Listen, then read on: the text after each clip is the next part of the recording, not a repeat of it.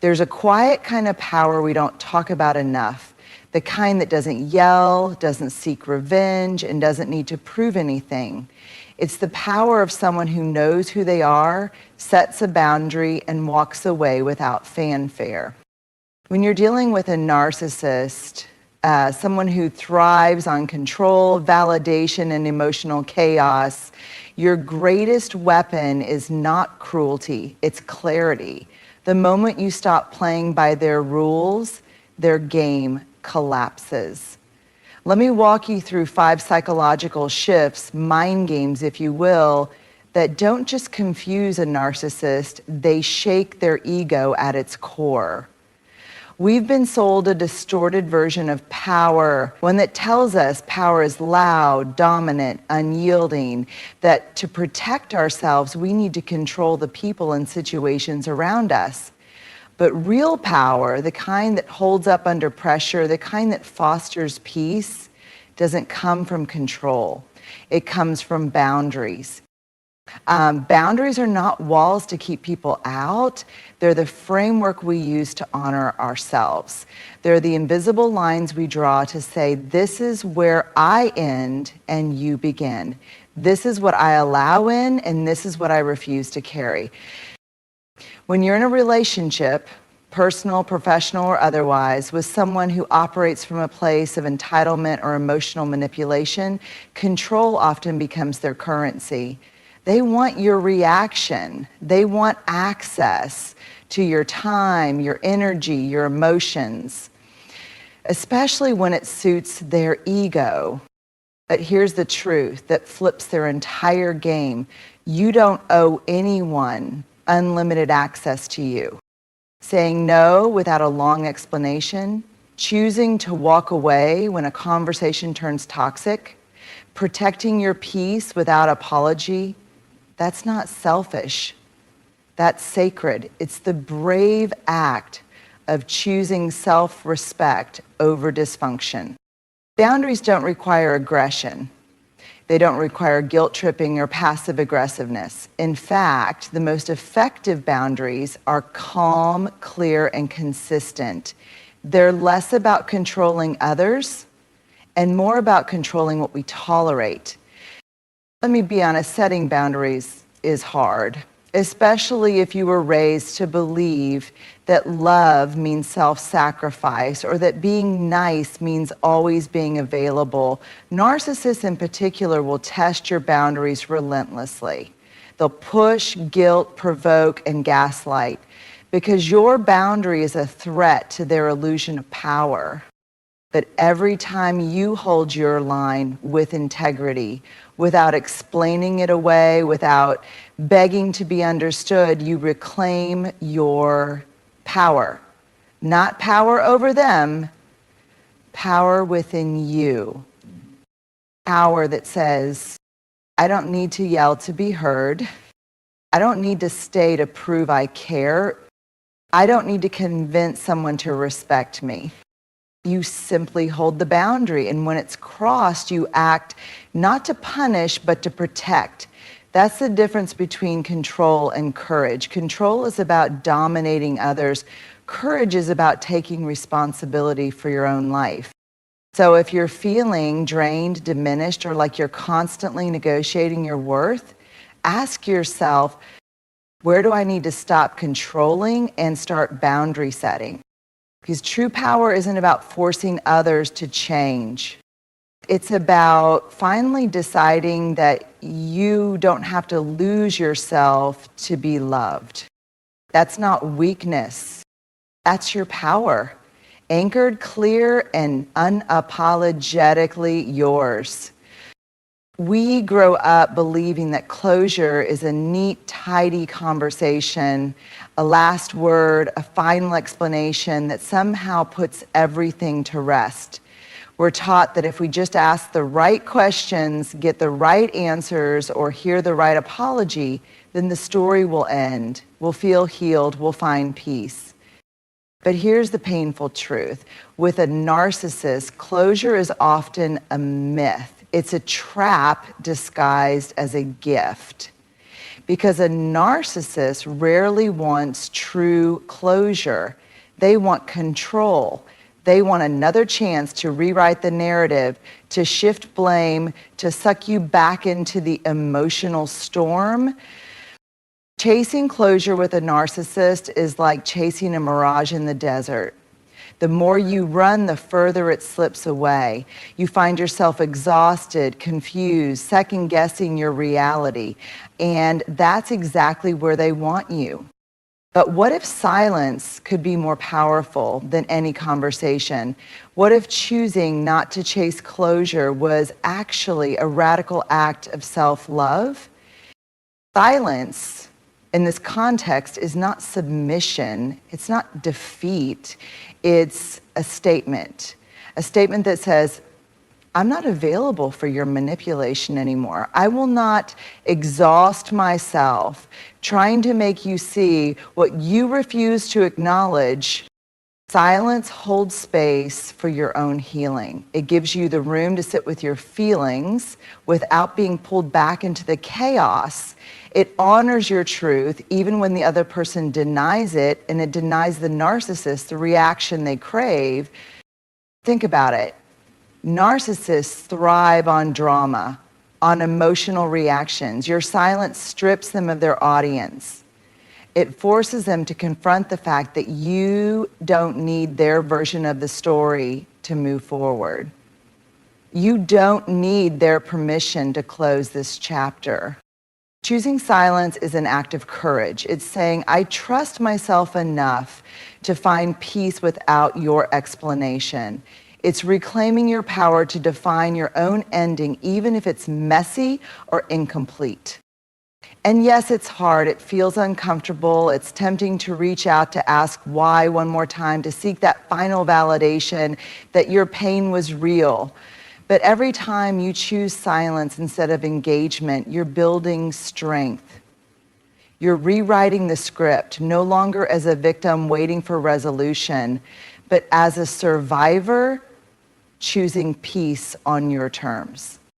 So the next time you feel the urge to chase closure with someone who has hurt you, pause, breathe. Remember that your silence is not a void, it's a voice that says, I am done explaining myself to those who refuse to listen. I am choosing my peace over your chaos. My healing does not depend on your apology. In this silence lies freedom. In this silence lies power. And sometimes the most profound statement you can make is the one you don't say out loud. One of the most exhausting things about dealing with a narcissist is how relentlessly they seek validation. Their ego is like an unquenchable fire, constantly demanding fuel, praise, attention, admiration, even conflict. Anything that feeds their sense of importance, they depend on others to prop them up, to reflect back a version of themselves that feels big, powerful, and untouchable. But what happens when you stop feeding that fire and when you begin to withdraw your validation, your compliments, your emotional reactions, your attempts to make them feel seen or admired, something shifts. The narcissist ego, starved of its usual nourishment, starts to shrivel. And that can be deeply unsettling for them. This isn't about cruelty or punishment. It's about protecting your own energy and breaking a cycle that's toxic. Narcissists often weaponize our desire to be liked, to be accepted, and to be right. They twist our empathy into a leash. They pull tighter and tighter. When you refuse to hand over that leash, when you stop validating their exaggerated self-image, you're doing more than just withdrawing attention, you're reclaiming your own power. Validation withdrawal looks like not reacting to their provocations or attempts to draw you into arguments, not complimenting or boosting them to keep the peace or curry favor. It's not excusing or explaining their bad behavior to others or yourself. not seeking their approval or approval from those who echo their distorted reality. It's a practice of radical self-care disguised as silence and neutrality. Now, it's important to understand that withdrawing validation doesn't mean ignoring abuse or pretending everything is fine. It means you stop giving them the emotional currency that fuels their manipulation and grandiosity. And here's where it gets powerful. A narcissist who is starved of validation often begins to reveal cracks in their armor. Their bravado falters, their neediness becomes visible. You see glimpses of the vulnerability they usually hide behind layers of arrogance and control. For us, this can be a sign of progress, not because we want to exploit their weaknesses, but because it confirms that our boundaries and self-respect are working. We're no longer complicit in their ego inflation. Withdrawing validation is an act of courage because it requires us to resist the social conditioning that says, keep the peace at all costs, or it's your job to make others feel good. It's a radical shift to say, I will not sacrifice my well-being to prop up someone else's fragile sense of self. In doing so, you are not only starving the narcissist's ego, you are nurturing your own integrity. You are choosing authenticity over performance. You are declaring that your worth is not tied to anyone else's approval or admiration. This is hard. It takes practice. It means sitting with discomfort, knowing you might be met with anger, manipulation, or even silence in return. But the truth remains, the less you feed the ego, the smaller it gets. And in that shrinking space, there's room for healing, for you and for the possibility that they might one day confront their own need for validation in a healthier way. So when you feel that pull to reassure, to defend, or to engage, remember, validation withdrawal is not abandonment. It's an act of survival and strength. It's saying, I am enough without your approval. And sometimes that truth is the most shattering thing of all. Radical self-respect isn't just a nice idea or a fleeting feeling. It's a deep, unwavering commitment to honor your own worth, your boundaries, and your truth, even when it's hard, even when it's unpopular, even when it means standing alone. When you practice radical self-respect, you refuse to shrink yourself to fit someone else's story or demands. You refuse to apologize for your feelings, your needs, or your limits. You carry yourself with the quiet confidence that says, I am worthy simply because I exist. This kind of self-respect is a seismic shift for anyone who's been tangled in the web of a narcissist's influence. Narcissists rely on other people's self-doubt, confusion, and people-pleasing to hold their fragile egos together. Your uncertainty is their foundation. Your compliance is their fuel. But when you step into radical self-respect, you disrupt their entire ecosystem. Your confidence, not arrogance, but grounded, humble strength, becomes a mirror that reflects back everything the narcissist is trying desperately to hide.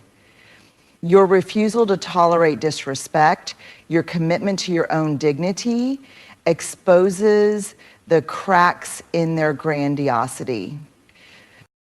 And this inevitably triggers insecurity. Because narcissists don't have a stable foundation of self-worth. Their identity depends on the approval, admiration, and control of others.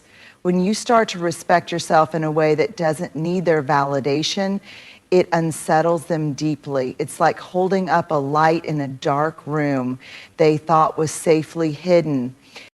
This insecurity shows up as confusion, anger, manipulation, or desperate attempts to regain control.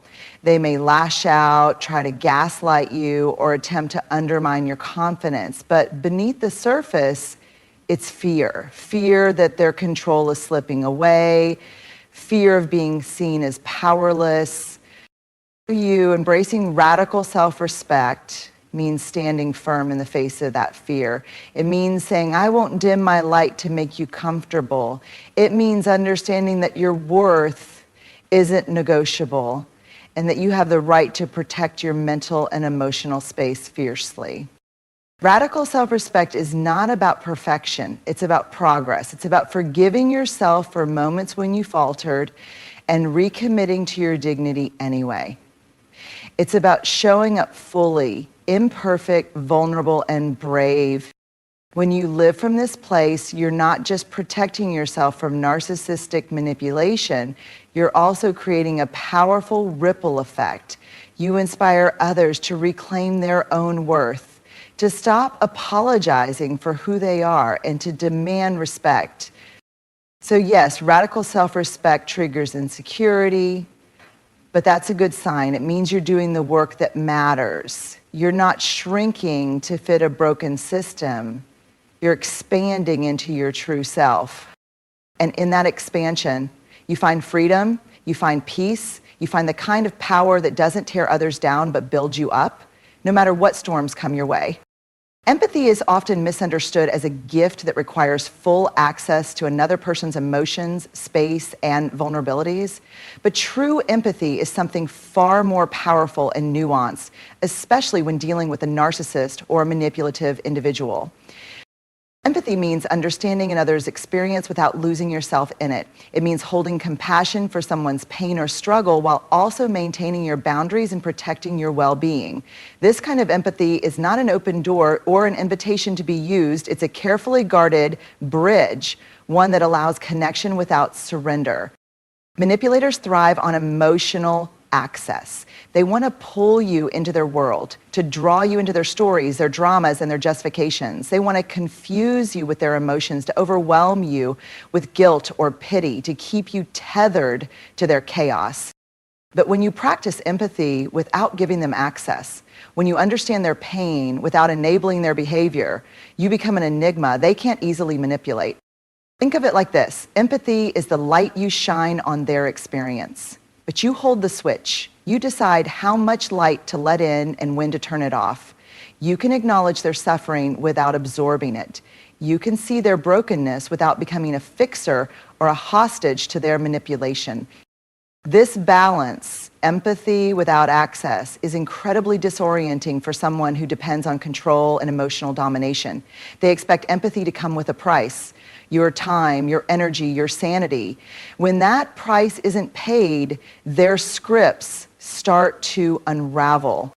They might escalate, try to provoke guilt or demand explanations, but your ability to empathize calmly without being pulled into their drama disrupts their control. It shows them that you are not a pawn in their game.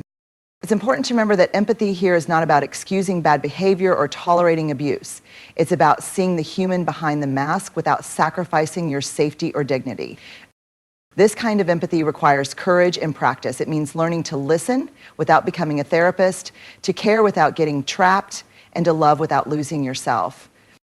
When you offer empathy without access, you create a powerful boundary that says, I see you, I acknowledge your pain, but I will not lose myself in it. And in that statement lies immense power, because manipulators rely on emotional confusion, on blurred lines, and on the exhaustion of their targets. When you hold empathy with boundaries, you become untouchable. Your clarity is their confusion. To practice this radical empathy, the kind that doesn't demand access, doesn't require explanation, and doesn't invite manipulation. Hold compassion in your heart, but keep your power in your hands. In doing so, you don't just protect yourself, you change the game entirely. You remind the manipulator that empathy is not weakness, it's strength. And strength, when wielded with boundaries, can shatter even the most fragile egos. Want me to help craft this into a speech paragraph, or combine it with the other expanded points into a full draft? In a world filled with noise, chaos, and emotional storms, the truth, when spoken calmly and with conviction, can be the most disruptive force of all. For a narcissist whose entire existence is built on distortion, denial, and control, calm truth is like kryptonite. It exposes them in ways anger, shouting, or confrontation never can. Narcissists depend on confusion. They rely on creating emotional upheaval to deflect, to manipulate, and to maintain their carefully constructed illusions. When you match their chaos with chaos, the conflict escalates but rarely resolves. It's exhausting, and it often plays right into their hands. But when you speak your truth, not with rage, not with bitterness, but with quiet certainty, you undermine their power in a way that is both profound and unsettling. A calm truth is a refusal to engage in their game of distortion. It's a mirror held up without warping or bending. It's a statement of reality that cannot be twisted, gaslit, or ignored. Imagine saying simply and clearly, "This is what happened. This is how I feel. These are my boundaries." Without drama, without pleading, without apology. This kind of truth-telling is revolutionary because it refuses to give the narcissists the emotional fuel they need to continue